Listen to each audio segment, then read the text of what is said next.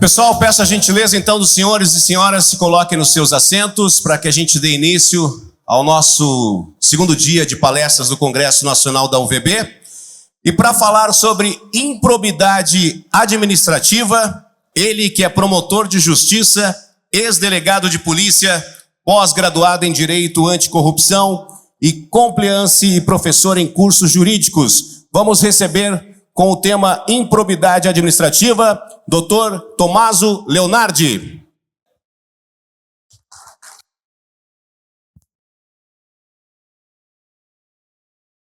Muito obrigado.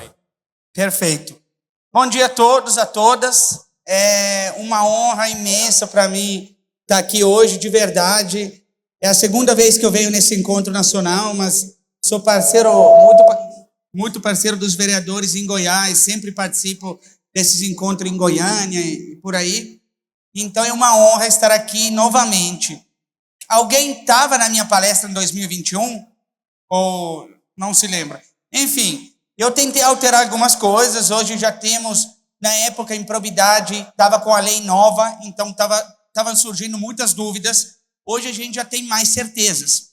Então tentei alterar alguma coisa. Eu quero que seja algo informal, então se alguém quiser levantar a mão, eu paro, tá? É uma coisa bem tranquila. Tentei não entrar demais em controvérsias jurídicas que podem só fazer perder nosso tempo, e tentei trazer coisas concretas, inclusive o papel do legislativo nisso, tá? Que muitas vezes eu percebo que os vereadores não utilizam o poder que têm para combater a corrupção também no âmbito do poder legislativo, com o poder que tem. Então, acho isso muito importante para que os senhores e as senhoras também entendam a função do combate à corrupção no legislativo, tá? Vamos lá, então. Eu vou começar me apresentando, tá? Uai, não sei o que rolou, não, que voltou. Vamos lá. Bom, meu nome é Tommaso, tá? Eu sou promotor de justiça no estado de Goiás há quase 8 anos. Também fui delegado de polícia no estado de Goiás há 3 anos e meio, então estou velho na profissão, já querendo aposentar. E sou pós-graduado nessa área, Direito Anticorrupção e Compliance. Sou palestrante e professor e sou também escritor. Escrevi um livro, no finalzinho eu vou falar, caso alguém tenha interesse, vai ter uma banca aí e eu estou dando um desconto hiper mega grande da Black Friday. Mas enfim, vamos continuar. Antes que alguém pergunte por que esse cara fala enrolado assim, eu sempre digo, eu sou italiano, vindo para o Brasil com 13 anos, sem saber falar oi, por isso que eu tenho esse sotaque cretino. Então não é porque eu sou bobo, tá? Eu falo assim porque é sotaque mesmo. Eu vou muito para lá e não perco esse sotaque, tá bom? Então vamos continuar. Eu começo falando para que serve o Ministério Público. E não é só para encher o saco dos vereadores, tá? Eu sei que alguns devem pensar que o Ministério Público só está lá para encher o saco, mas não é. O Ministério Público tem um papel muito importante. Nas minhas comarcas, tem alguém aqui de Goianésia, Vila Propício? Não, ainda bem. Mas é que depois me odeia, me taca um ovo, então assim, melhor não estar aqui. Mas enfim, eu sempre tento ter esse papel de parceria com os vereadores. A gente busca a mesma coisa.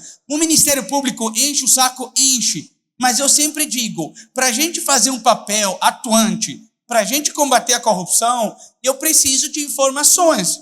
Então, por exemplo, esses dias assumi uma comarca, eu sou titular em Goianésia, mas eu assumi outra comarca e eu estava vendo que estava tendo uma dificuldade do Poder Executivo responder meus ofícios e requisições.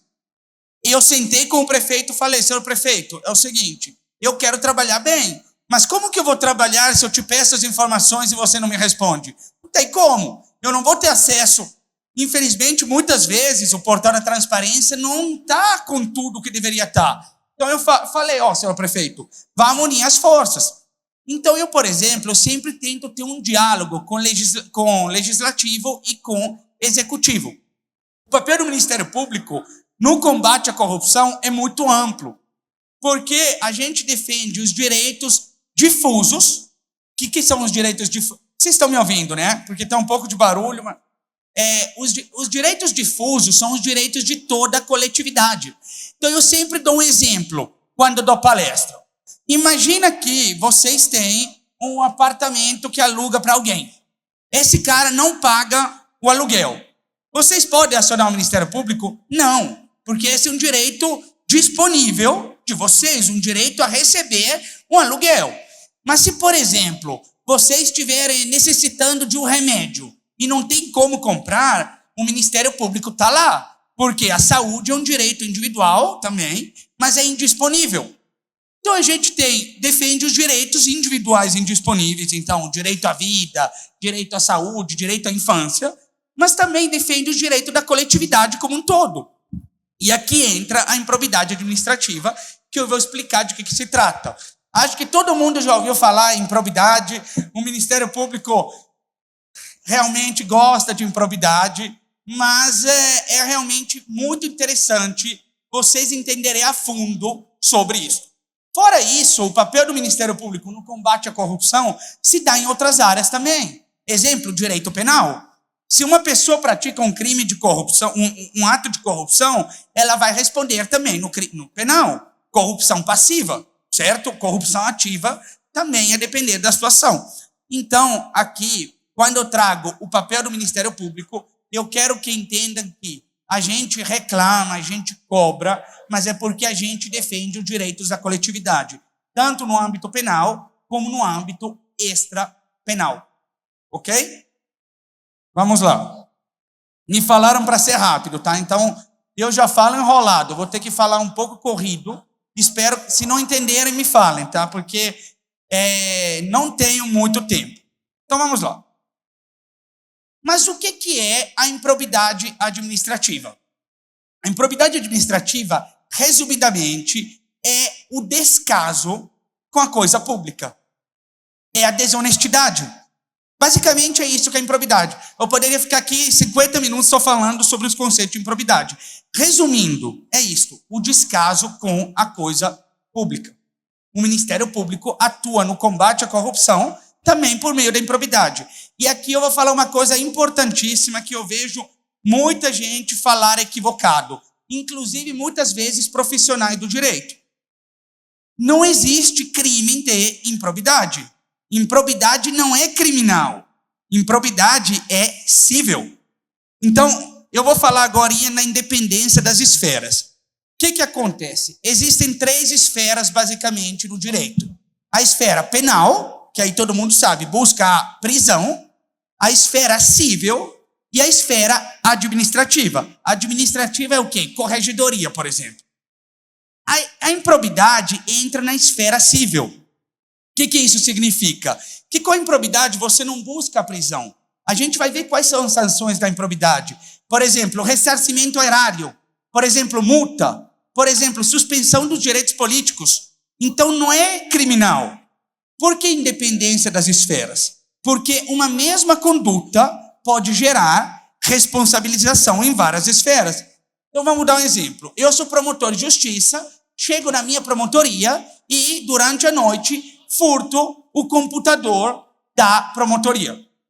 Eu pratico um crime, certo? Pratico o crime de peculato. Você é responsabilizado na área criminal, onde eles vão buscar me prender, resumidamente, prisão. Eu vou ser responsabilizado também na área administrativa. Eu tenho uma corregedoria, eu tenho o Conselho Nacional do Ministério Público. Então, na área administrativa, eles vão fazer o quê? Vão me responsabilizar com suspensão, com o que seja, certo? Só que existe uma terceira esfera, que é a área civil. A área civil é onde entra a improbidade. Então, eu furtei um computador. Vão me buscar prisão no criminal, no administrativo, sanções da corregedoria e no civil entra a improbidade. Por isso, embora muitos falem, é absolutamente equivocado falar crime de improbidade. Não existe crime de improbidade. Improbidade é cível. Espero que todos tenham entendido essa independência das esferas. Eu vou tratar disso melhor daqui a pouco, porque também entra no papel dos vereadores isso. O que os vereadores podem fazer para combater a corrupção. Mas eu vejo que isso gera muita dúvida para alguns que falam assim, ok, mas eu fiz um acordo de não persecução civil, que a gente vai falar, no âmbito da improbidade, mas eu ainda estou respondendo ao criminal. Por quê? O que eu acabei de falar é o princípio da independência das esferas. Existem várias esferas de responsabilização. Então, uma conduta pode gerar várias responsabilizações. Se alguém puder me trazer uma água, por favor, que eu estava precisando. Vamos lá, então. Fundamentos da improbidade. A Constituição da República, no artigo 37, eu juro que vou trazer poucos artigos, tá? É só mesmo porque isso é fundamental. Então, a Constituição fala que os atos de improbidade administrativa importarão suspensão dos direitos políticos. Então, a pessoa que é responsabilizada por improbidade pode ter os direitos políticos suspensos, certo? Perda da função pública, indisponibilidade dos bens e o ressarcimento erário na forma e gradação previsto em lei, sem prejuízo da ação penal cabível. O que significa esse sem prejuízo da ação penal cabível? Exatamente o que eu falei, a independência das esferas. Você responde por improbidade, mas você vai responder também em criminal. Então, a Constituição da República cria um mandado de responsabilização falando para o legislador ordinário, no caso, o Poder Legislativo Federal. Vocês vão ter que criar mecanismo de combater a improbidade. Esses são chamados os mandados constitucionais anticorrupção. E aí, quais leis trata disso? A gente tem uma lei de 92, que é a Lei 8429, que é a lei de improbidade administrativa. Depois veio, muito obrigado, depois veio a Lei 12846 de 2013, que é a Lei Anticorrupção Empresarial. É uma lei muito importante. Eu vou dar um exemplo.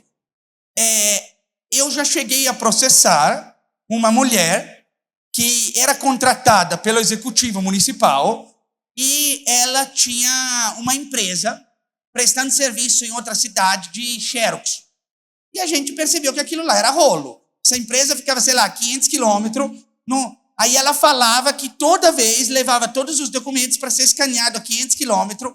Aí a gente foi a fundo, mandou gente ir lá na casa dela, onde ela colocou o endereço da empresa, e essa empresa não existia, não tinha nenhum scanner. O que a gente fez? Eu entrei com improbidade administrativa contra ela, e eu entrei pela Lei Anticorrupção Empresarial contra a empresa. Então, são coisas distintas, tá? Numa, a gente busca a responsabilização da pessoa física, pode ter também na empresa, não vou entrar nessas nuances. Na outra, a gente busca a responsabilização das empresas, certo? No âmbito da corrupção. Por fim, em 2021, veio a Lei 14.230 de 2021, que alterou a lei de improbidade. Vejam bem, quando uma lei altera outra, a gente olha a outra. Então, ninguém vai abrir a 14.230. A gente vai abrir, quem tiver interesse, a Lei 8429, que já vão constar as mudanças. Quando eu dei a outra palestra, em 2021, eu fui muito crítico desta nova lei, porque a minha palestra foi em 2021, então foi bem na época da alteração. A gente ainda não tinha posicionamentos do STF e do STJ sobre isso. Então, hoje já mudou muita coisa para o lado positivo ou negativo. Então, hoje a gente tem, 3 anos depois, já tem uma base de que essa nova lei de improbidade a gente tem que entender dela.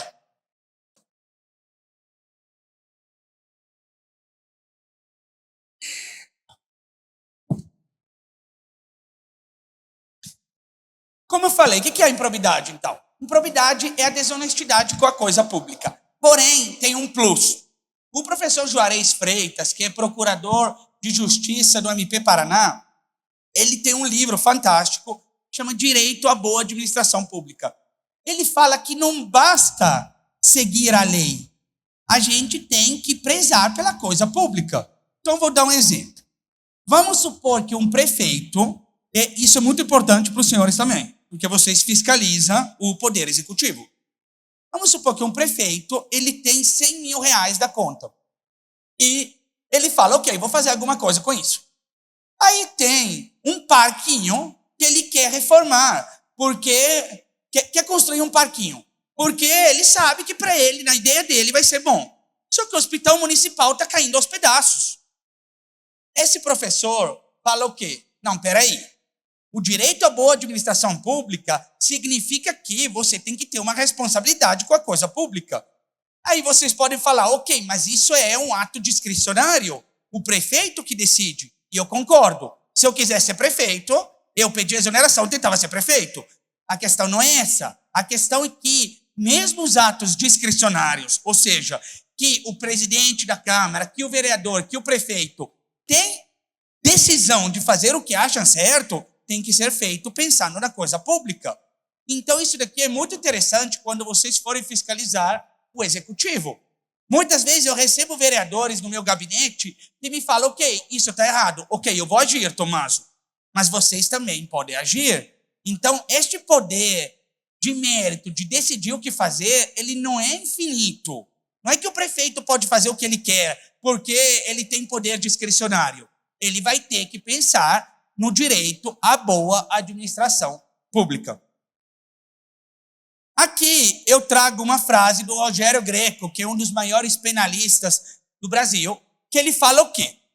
Ao se fazer uma radiografia dos efeitos gerados por alguns delitos perpetrados contra a administração pública, é possível afirmar que, enquanto o homicida pode causar a morte de uma ou algumas pessoas, a conduta do agente corrupto é capaz de produzir a morte de centenas de pessoas, porque não permite ao Estado cumprir com as funções sociais que lhes são constitucionalmente atribuídas. Eu sempre digo isso. Aqui no Brasil a gente preocupa muito com o ladrão de galinha e esquece da corrupção. E o Poder Legislativo tem muito poder quanto a isso. Tá? Eu vou falar agora do Poder Legislativo, mas eu percebo, desde já eu quero deixar claro isso. É uma percepção que eu tenho clara. Eu percebo que muitas vezes o Legislativo quer delegar a função de fiscalizar o Executivo ao Ministério Público.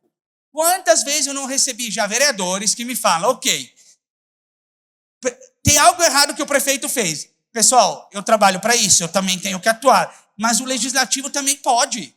Eu sei que muitas vezes é difícil, porque eu não tenho um mandato. Então, assim, eu não tenho que ser legal, as pessoas baterem palma para mim. Porém, o Legislativo também tem que fazer sua função. Então, eu tenho orientado muitas vezes os vereadores que me procuram a fazer isso. Instaura algo na Câmara, vamos combater junto. Vamos combater junto essa corrupção. Tá? Eu vou trazer agorinha. Eu acho que muitos nem se ligam o tanto de coisa que o Poder Legislativo Municipal pode fazer. Tá?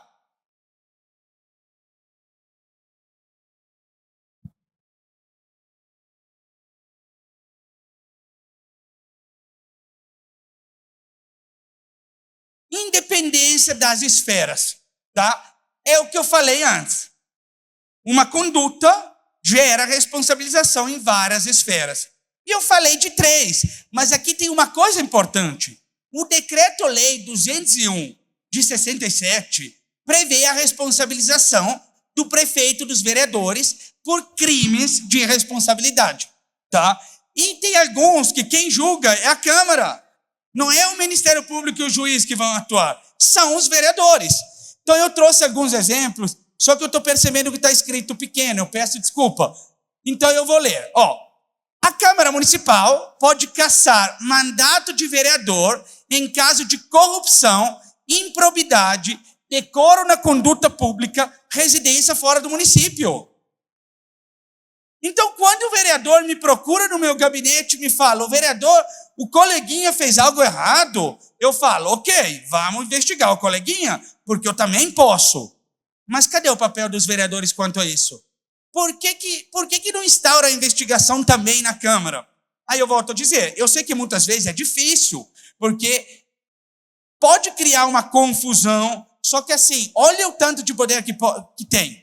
Tem um vereador, por exemplo, que responde por improbidade, vocês podem caçar. Tem um vereador que, sei lá, na conduta pública, decoro na conduta pública. Então, eu vou dar um exemplo inventado aqui. Um vereador que anda bêbado no meio da rua e tira a roupa. Vou dar um exemplo inventado aqui.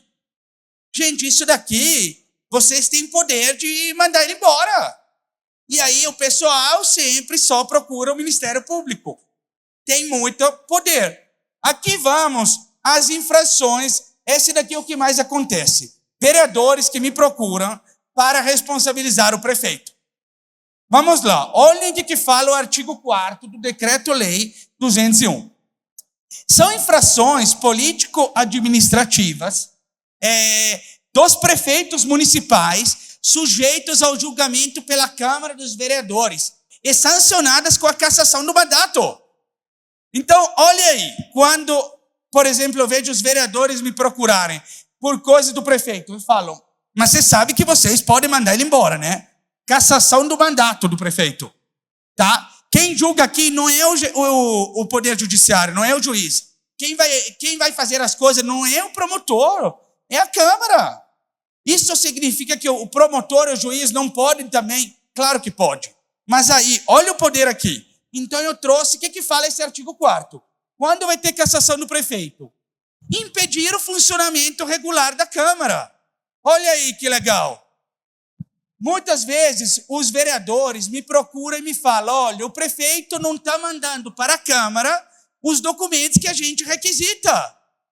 Como que se vai fiscalizar se o prefeito não encaminha? Olha aqui que legal. Precisa procurar o Ministério Público para isso? Não. Vocês podem instaurar e gerar cassação. E eu percebo, de fato, que isso não é feito.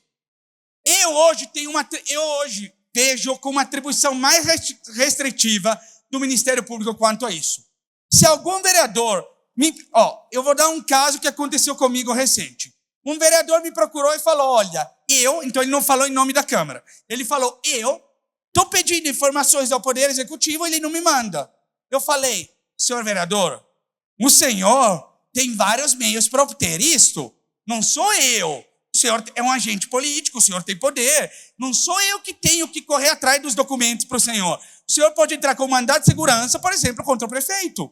Qual que é o direito líquido e certo? O direito líquido e certo de poder investigar o executivo, já que vocês fiscalizam. Olha que legal. Se a Câmara vê, a nível de Câmara, ok, mas não está me mandando os documentos, gente, vocês tomarem providências. Outro. Impedir o exame de livros, folhas de pagamento, essa televisão aqui, e demais documentos que devem constar no arquivo da prefeitura. Vou ter que ir aqui de novo. Bem como a verificação de obras e serviços municipais, tal. Veja aí, um outro exemplo do que eu acabei de falar. O prefeito, os secretários, tem uma briga com vereadores, não manda. Vamos instaurar um procedimento. Vamos tomar providências. Eu falo, o legislativo tem muito poder, gente, para ter que procurar o Ministério Público e o delegado toda hora.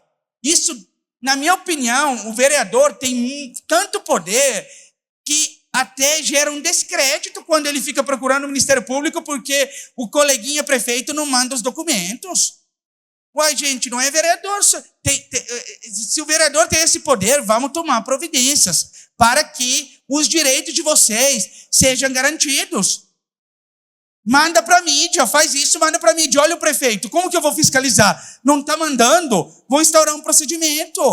Vamos gerar dor de cabeça quem não está cumprindo a Constituição. Desatender sem motivo justo as convocações e os pedidos de informação. Olha aqui, mais uma vez, o prefeito não faz isso, pode instaurar procedimento. Retardar a publicação ou deixar de publicar as leis e atos sujeitos a essa formalidade.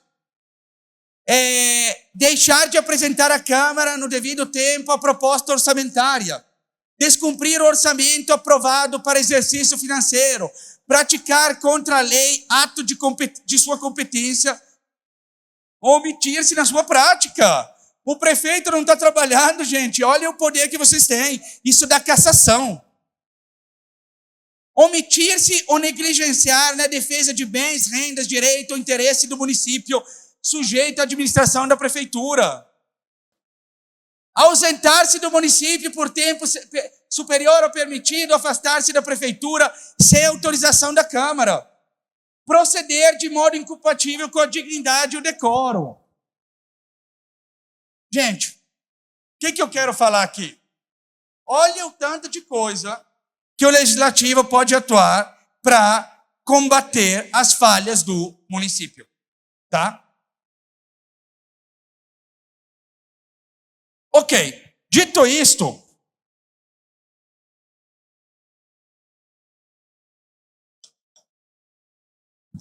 que a Lei 8429, que é a Lei de Improbidade, alterada pela Lei 14.230, fala? Aqui é muito importante.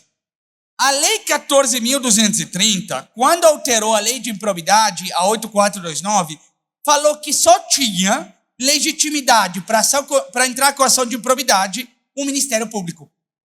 A antiga lei permitia também as pessoas jurídicas, ou seja, o município, o Estado e a União. O STF entendeu que a legitimidade é disjuntiva e concorrente, ou seja, aqui é importante, embora a lei fale uma coisa, o município também pode entrar com improbidade para defender os interesses do município. A Câmara pode entrar? Bom, eu entendo que não e a jurisprudência entende que não. Porque, na verdade, a Câmara, querendo ou não, é uma pessoa jurídica do município. Não é nem bem uma pessoa jurídica, mas alguns falam que é. Enfim, entende-se que a Câmara não pode, tá? Então, vamos supor que um servidor da Câmara Municipal, ele vai e pratica um ato de corrupção. Aí sim, vocês podem instaurar um procedimento administrativo para apurar a conduta e mandar para o Ministério Público, porque vocês não têm como entrar com improbidade. Agora, se o prefeito, o vice-prefeito ou um vereador fizer algo, aí vocês podem buscar o Decreto-Lei 201 de 67 para responsabilizá-lo no âmbito administrativo. E, claro, procurar o Ministério Público também, caso queira, para entrar com ação criminal ou de improbidade. O artigo 9º da Lei de Improbidade trata os atos de improbidade que causam enriquecimento ilícito. Tem 3 espécies de ato de improbidade. Este é o mais grave. Eu vou dar um exemplo. Eu já tive caso assim, servidor fantasma. Eu tive o caso, nossa, eu estou no medo de falar e tem gente aqui que participou do caso, mas enfim. Eu já tive um caso de um vereador que ele era funcionário do município e também, e ele, desde 2003, ele não trabalhava no município, mas estava ganhando como servidor do município. Então é o quê? O servidor fantasma. Então, o que a gente comprovou e ajuizou a ação de improbidade? Que ele tinha se enriquecido ilicitamente. Este é o ato mais grave de acordo com a lei de improbidade. Você se enriquecer ilicitamente, às custas do patrimônio público. O segundo ato é do artigo 10, atos que causam prejuízo ao erário. Então, eu vou dar um exemplo. Neste caso, o vereador respondeu por enriquecimento ilícito, mas teve alguém do município que permitiu que ele fizesse isso. Ué. Cadê a fiscalização? Este outro cara do município, ele não se enriqueceu ilicitamente. Por isso, ele vai responder por quê? Prejuízo ao erário. Com a atuação dele, ele gerou uma lesão ao erário. Este outro ato de improbidade. Aqui uma parte importantíssima da nova lei de improbidade. Antes da nova lei de improbidade, era permitido que quem se gerasse prejuízo ao erário respondesse por culpa e não apenas dolo. Isso era muito bom para o Ministério Público, porque eu vou te dar um exemplo. Vamos supor... Não vou falar desse não, mas vamos supor que tem um prefeito que está com um aterro sanitário construído há 10 anos e, por culpa dele, ou então de algum secretário, o aterro não está indo. Então, eles fizeram um planejamento totalmente errado e isso gera um prejuízo erário de 500 mil. Antigamente, eu podia falar, não, olha, vocês foram, no mínimo, negligentes a fazer uma coisa dessa, faltou o projeto. E aí ele poderia responder por improbidade. Hoje, não. Claro, eu posso entrar com ação, é outros 500, mas não posso responsabilizá-lo por improbidade. Por quê? Hoje precisa o dolo. O dolo é o quê? A consciência, a vontade de produzir um resultado. Então, teria que comprovar que ele falou, olha, eu vou causar um prejuízo erário ao não fazer esse projeto necessário para o aterro sanitário. Então, caiu por terra isso daí. E, por fim, o artigo 11. O artigo 11 trata dos atos de improbidade que violam o princípio da administração pública. Antigamente, antes da nova lei de improbidade, era um rol de condutas exemplificativo. O que significa?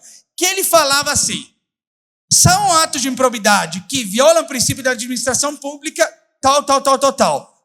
Porém, era um rol exemplificativo. Então, outra coisa que violasse os princípios da administração poderia ser improbidade. Exemplo, anteriormente à nova lei, vamos supor um policial militar que tortura alguém.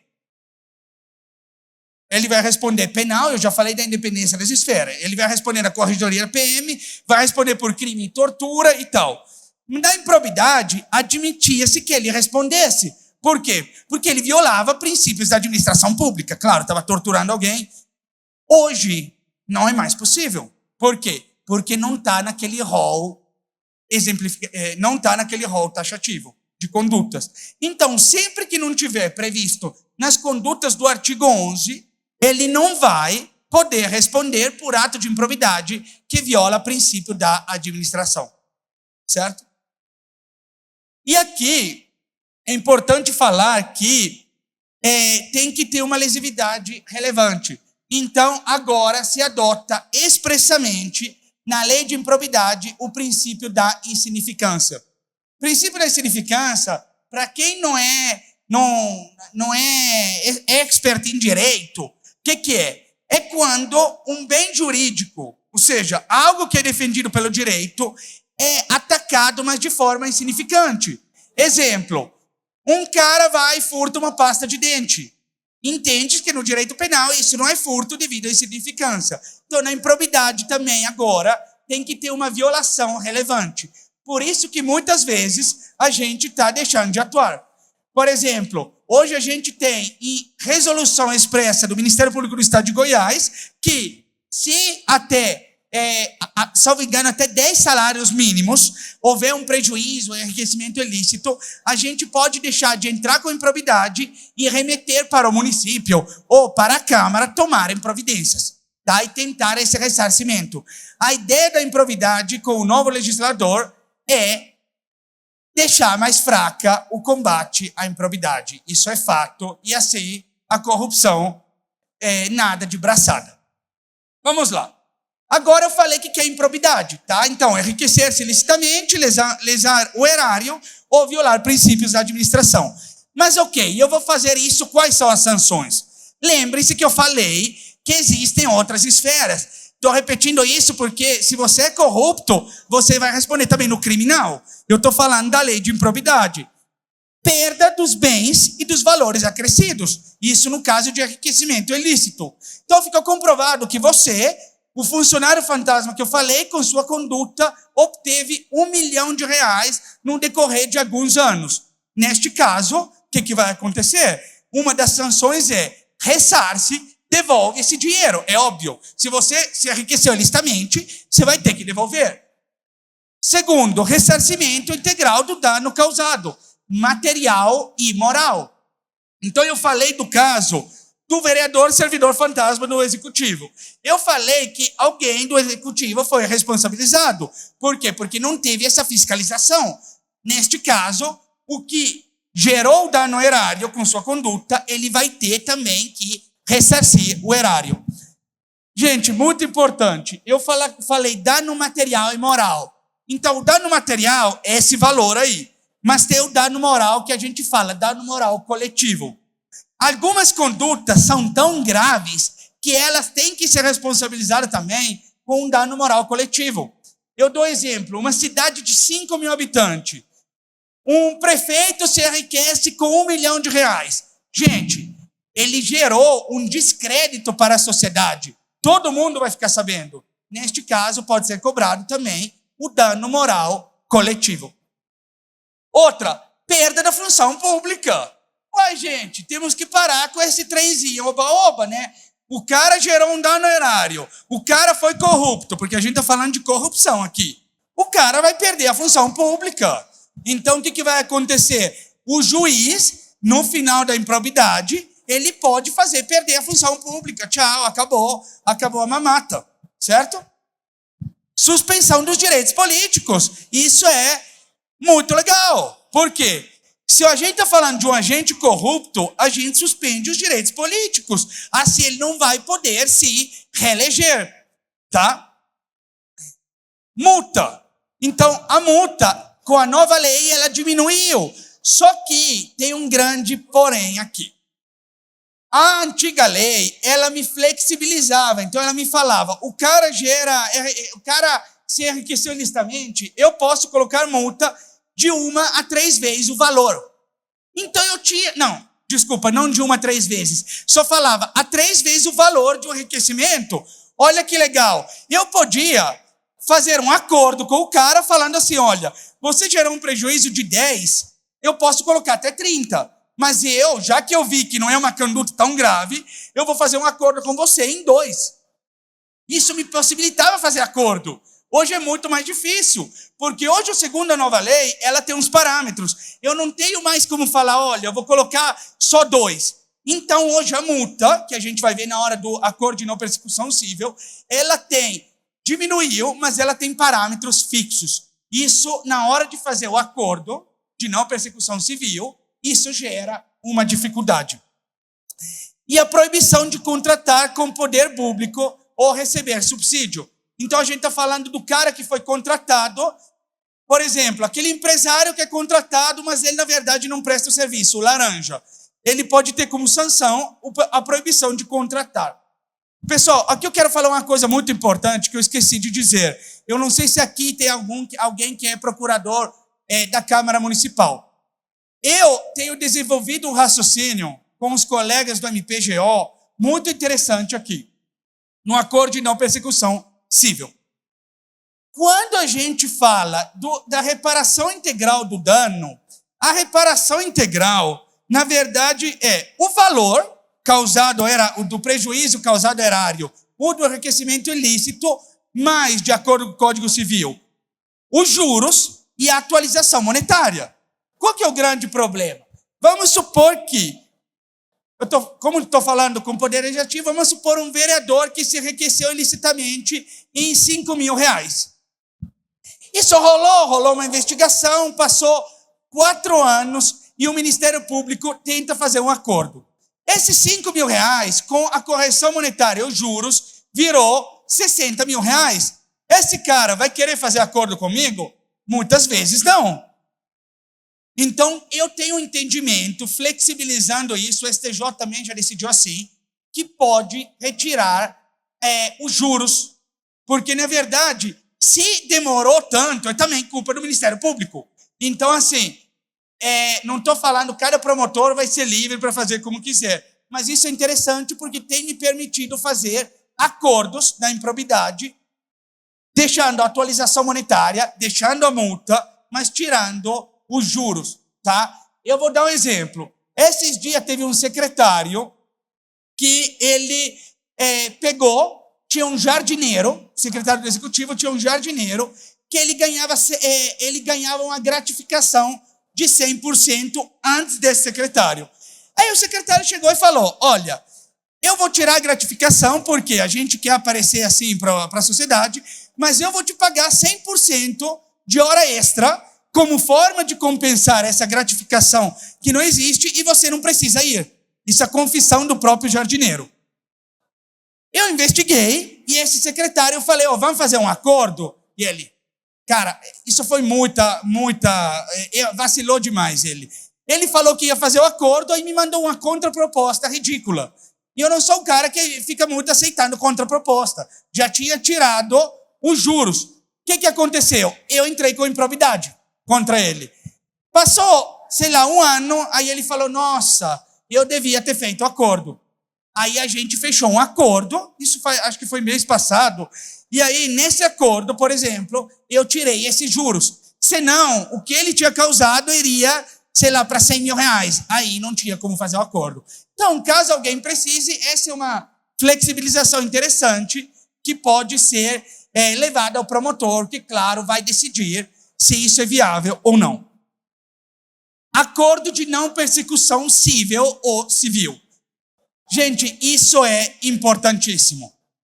Hoje se entende no direito penal e no direito também na improbidade, em tudo, que fazer acordos é viável e é importante. E eu sou fã de acordo.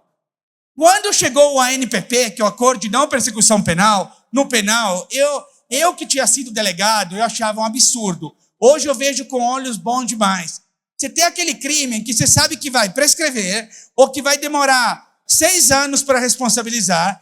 Crimes, tá, não são todos que aceitam. O que você faz? Faz um acordo. Eu vou dar um exemplo de um acordo que eu fiz. Teve um crime ambiental que tinha causado um incêndio, mas não era coisa tão grave, tá? Eu fiz um acordo para destinar 30 mil reais para os bombeiros comprar bomba de incêndio. Olha que legal. Esse cara, vocês acham que ia para a cadeia um dia? Óbvio que não. Não é muito mais legal eu fazer um acordo que eu decido como será feito? Vou dar um exemplo agora no ANPC. O ANPC é da improbidade, o ANPP é criminal. Eu tive, no caso da empresa que eu falei, da empresária da Xerox, que era serviço fantasma, foi um valor de 130 mil reais que eu estimei como prejuízo, como enriquecimento ilícito. Eu fiz um acordo para ela na improbidade e ela destinou esses 130 mil, com a concordância do município, à construção da nova delegacia. Olha o tanto que é legal. Ao invés de eu esperar um processo de improbidade que vai demorar 6 anos, que possivelmente a pessoa vai ser absolvida, que vai mudar tudo. Então, o acordo hoje é muito legal. Dá para fazer muita coisa legal para a sociedade. Quando for fazer um acordo, porém, tem que ter sempre a reparação do dano e a reversão da vantagem devida. Por quê? Eu vou te dar um exemplo. Eu posso flexibilizar as condições do acordo. Aquelas sanções que eu falei, não é que a pessoa é condenada a todas, tá? Pode ser ou pode não ser. Então, no acordo eu posso falar, olha, você causou um prejuízo de 100 mil, eu vou te colocar uma multa de 30 mil, vou colocar um dano moral coletivo de 10 mil e eu vou te fazer pagar isso em 3 anos. Exemplo, isso eu posso. Mas eu não posso falar, você se enriqueceu em 100 mil e aí eu vou te fazer pagar só 60 mil. Não tem como. Esse dinheiro causado de prejuízo, esse enriquecimento não é meu. É do município, por exemplo. Então eu não posso fazer isso. Então isso é muito importante. Não posso abrir mão da reparação integral do prejuízo. Eu posso colocar outras sanções e sempre tem que ter a vantagem para o interesse público. Então tem gente que eu não faço acordo. Eu vou dar um exemplo. Tem um vereador numa das cidades que eu trabalhei, que claro, não vou falar qual, que esse cara, toda vez que eu tento fazer acordo, ele não me responde. Tipo, eu notifico ele para fazer o acordo, ele fala, não vou, quero ficar em silêncio. Eu não faço acordo. Eu vou ficar perdendo meu tempo. A partir dos últimas improbidades que eu entrei, eu já coloco um parágrafo lá falando da não celebração do acordo. O cara não quer nem me responder. Exemplo, vamos supor que é um prejuízo muito grave. Vamos supor que é um prefeito que, no decorrer de 3 anos, se apropriou de valores somando 3 milhões de reais. Eu não vou fazer acordo. Isso daqui é muito grave para eu fazer um acordo. O que eu quero dizer? Quem vai decidir isto é o Ministério Público e a pessoa jurídica lesada. Tá? Então, um acordo não é um direito subjetivo da pessoa ter um acordo de não persecução. Isso não afasta a responsabilidade penal e administrativa. Eu volto naquilo que eu tinha falado, a independência das instâncias. Então, se o cara praticou corrupção passiva, o cara está sendo responsabilizado na corregedoria, no criminal e na improbidade, ele vai fazer acordo comigo, não é que ele vai parar de responder o resto das coisas. Porém, seria muito legal quando há várias investigações, tipo uma penal e uma de improbidade, pelo mesmo fato, corrupção, seria muito legal se o promotor tentasse fazer acordo nas 2 esferas. Por quê? Porque por que o cara vai querer fazer um acordo comigo para tirar a improbidade se ele vai continuar a responder criminal? Então, esta é uma possibilidade. E tem que ter homologação judicial. Gente, para finalizar, eu trouxe uns casos concretos. Eu trabalho no combate à corrupção faz muito tempo. Então, eu teria muitos casos, tá? Eu vou trazer uns exemplos de alguns. Por exemplo, parlamentar recebe dinheiro para votar num projeto de lei. Isso é corrupção, óbvio. Isso é o quê? Depende. Normalmente, uma pessoa que pagou ele é alguém, mas isso vai gerar um ato de improbidade do artigo 9º, enriquecimento ilícito. Exemplo, servidor fantasma. O servidor fantasma, eu posso dar exemplo daquele vereador que eu falei, mas eu vou dar em outra, em uma cidade que eu trabalhei rápido. Tinha 3 dentistas do município que elas, na verdade, não trabalhavam. Olha que legal. Elas pegavam o dinheiro, 3 dentistas, e elas não iam trabalhar. Em vez de elas trabalharem lá, elas estavam no consultório delas cobrando. Então a pessoa chegava lá no hospital público, falava, olha, vai lá. Aí a dentista falava, olha, não tem como, tem que cobrar. Isso foi um trabalho da inteligência do MP, foram lá, fotografaram, comprovaram que elas nunca iam. Então, gente, eu não estou aqui para responsabilizar uma pessoa que chega às 10 em vez das 8. Isso daqui são vocês ou o executivo. Mas se a pessoa nunca vai estar ganhando mensal por alguns anos isso, ela vai ser responsabilizada. Por quê? Enriquecimento ilícito. Outro exemplo, que é o que mais tem, superfaturamento de obra. Aí você não entende. Tem uma obra que custa normalmente, 20 mil e vira 600. O que a gente faz hoje? Hoje, o Ministério Público, tem vários sistemas de inteligência. Então, o que eu determino aos meus servidores? Sempre a gente fica procurando outros municípios. Claro que cada município tem suas peculiaridades, porém, eu vou dar um outro exemplo. Se o município X, tem 20 mil habitantes, e ele contrata uma empresa de limpeza urbana por 30, e o meu município, com o mesmo tanto de habitante, contrata por 35, não tem problema. Mas se ele contrata por 150, senhores, tem algo errado. Aí entra aquele direito fundamental que eu falei, a boa administração pública. Não é porque o cara pode colocar o valor que ele acha que ele pode fazer o que quiser. Então, nesses casos, teria um superfaturamento, gera improbidade. Outro exemplo, rachadinha, que eu não vou explicar porque todo mundo sabe. Outro exemplo, uso de veículo público para fins particulares. Eu tive um caso de um prefeito, eu já não trabalho mais naquela comarca, que ele pegava o ônibus da PAI, que levava a filha dele sempre num cursinho de medicina.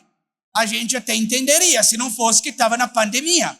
Então, na pandemia não estava tendo a PAI, então o veículo parou de dar uma carona. Gente, se o veículo está levando, porque era uma cidade próxima, na PAI de um município, as crianças que necessitam, e deixar a filha do prefeito lá do lado, sinceramente, eu não vou nem reclamar. Mas se não está tendo mais o serviço da PAI, porque estamos na pandemia, e o veículo só sai todo dia, só para levar a filha, aí a gente tem um ato de improbidade, porque está gerando um prejuízo erário todo dia. Inclusive, eles tentaram mentir para mim. O prefeito falou, não, mas não está acontecendo isso. Aí a gente viu com a PAI que não estava tendo aula. Então, esse é um exemplo que eu chamei de táxi particular. O prefeito ficou grilado porque esse nome de táxi particular saiu na imprensa. Mas, enfim, é isso. Outro exemplo, lei dando 100% de gratificação a servidores. Gente, eu não estou aqui para decidir o que o vereador acha sobre gratificação. Mas 100% de gratificação é surreal. Mas por que uma pessoa que ganha 5 mil tem que ganhar mais 5 mil de gratificação? O que ela está fazendo de tão gratificante assim? Então não tem como. Então o Poder Legislativo, embora ele tenha direito de decidir sobre as leis municipais, tem também um âmbito do direito à boa administração pública. Não é um direito ilimitado. Senão o vereador pode chegar amanhã e falar, olha, vou colocar gratificação de 600%. Então sempre tem que ter um juízo de proporcionalidade e razoabilidade. Outro exemplo, um capital desproporcional com a renda. Isso está na lei de improbidade, então não sou eu. Então vamos supor que tem um prefeito que ele entrou como bem humilde, e depois de 2 anos ele está com 5 fazendas. O Ministério Público não consegue comprovar que ele comprou esse valor com corrupção. Porém, tem um ato de improbidade que possibilita que, quando o valor é absolutamente desproporcional com o que o cara ganha, isso gera improbidade. Então, vamos supor, um prefeito, então, em 2 anos, compra 5 fazendas. Bom, talvez eu não consiga demonstrar, não tenho elementos para falar, olha, esse cara está pegando dinheiro público para fazer isso. Mas eu tenho, no mínimo, uma suspeita um pouco grande. Neste caso, pode gerar improbidade. Advogado contratado pelo município, pela Câmara. Gente, isso daqui é muito importante. Se a Câmara Municipal fiscaliza o Executivo, como que o procurador da Câmara pode ser o mesmo do Executivo? Eu já tive caso desse, eu nunca entrei com improbidade, mas eu sempre recomendei. Ele tem que sair de um dos dois. E eu acho que essa é uma valorização do Legislativo. Eu falei, se os vereadores têm tanto poder, como eu já expliquei, como os senhores e as senhoras sabem, como que eles vão admitir que o advogado do município seja o mesmo da Câmara que vocês fiscalizam? Isso daqui é rolo, gente, é rolo. O advogado sempre vai pensar no Executivo. Como que vai ter a responsabilização do Executivo pelo Legislativo? Então, isso daqui é inadmissível. Então, eu já fiz recomendação e aconselho que, se alguém esteja passando por isso, veja, para o advogado vai ter que sair. Aí ele escolhe em qual das duas. Contratação de empresa de parlamentar. Eu tive um caso recente que um vereador que foi presidente da Câmara, o que ele fez? Ele contratou a sua própria empresa. Olha que legal. Para prestar um serviço que não ficou demonstrado. Eu não vou falar desse caso, porque é um caso até que ganhou repercussão, que senão alguém pode saber. Mas o vereador, por óbvio, ele não pode contratar a sua própria empresa, senhores. E se contratar, ainda tem que prestar o serviço. Isso me parece um pouco óbvio, tá? A lei de licitações expressamente proíbe que servidor público daquela pessoa seja contratada. E eu até já cheguei a flexibilizar. Por quê? Senhoras e senhoras, eu já trabalhei em município de 5 mil habitantes, todo mundo é primo, todo mundo é irmão. Então, nesses casos, eu já tive, por exemplo, transporte escolar, que o cara era parente do secretário, mas eu não vi superfaturamento. E eu falei, olha, o município tem 5 mil habitantes, se eu for tirando todos os primos, coitado, o povo não trabalha mais. Mas isso é proibido. Agora, não podemos pensar que um vereador se autocontrata ou um prefeito se autocontrata. Só que nesse caso não foi só autocontratação, foi clara corrupção. Porque eles eram um grupo empresarial com o mesmo nome, eles contrataram uma das empresas, nessa empresa, coincidentemente, o nome dele tinha saído da empresa. Então ficou muito da cara. Enfim, aqui que eu coloquei, que também responsabilizei pela LAI. A LAI é o quê? A Lei Anticorrupção Empresarial. Então, nesse caso, eu entrei contra ele e contra a empresa dele. Por quê? Para visar que essa empresa também seja condenada, porque o que eu quero é o dinheiro para o município. O que eu quero é o dinheiro de volta para o município. Tá? Estou finalizando. Mas, gente...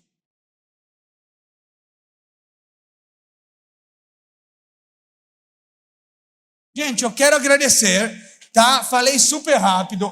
Esse daqui é meu Instagram, esse daqui é meu e-mail, caso alguém precise. E eu quero falar só 2 segundos, juro, Gilson, não me mata, só 2 segundos, sobre esse livro.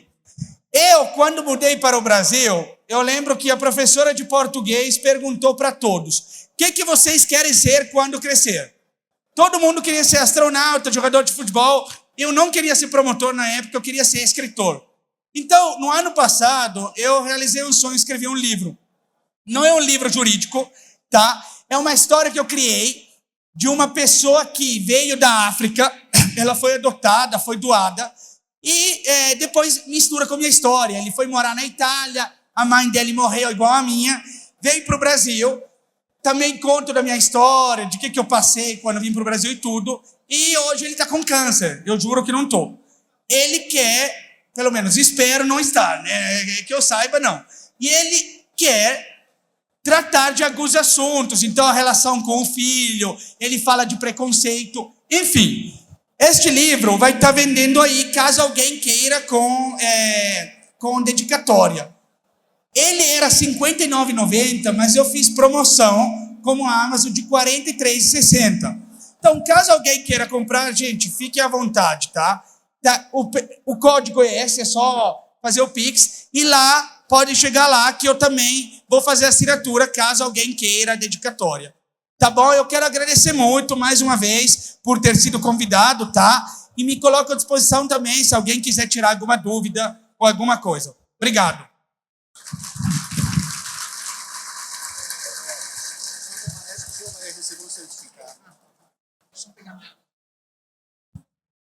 Vocês estão ouvindo esse barulho aí? Você imagina as pessoas que estão sentadas tentando acompanhar a palestra e ouvindo esse barulho, né? Então a gente vai pedir encarecidamente mais uma vez ao pessoal que não está sentado para prestigiar as palestras, que façam silêncio, tá bom? Pessoal aqui na lateral, no saguão de entrada, por gentileza, peço assessoria da UVB também, né? Vamos respeitar quem está sentado querendo assistir as palestras aqui, porque cada palestrante tem o seu jeito de comunicar, né, de falar, então a gente pede, né, respeito aos palestrantes aqui, tá, pessoal? Mais uma vez, peço essa gentileza. Eu quero convidar meu amigo Azaf Sobrinho para subir ao palco e entregar o certificado de participação ao Dr. Tomásio Leonardi e uma lembrança também da UVB pela participação no evento. Azaf.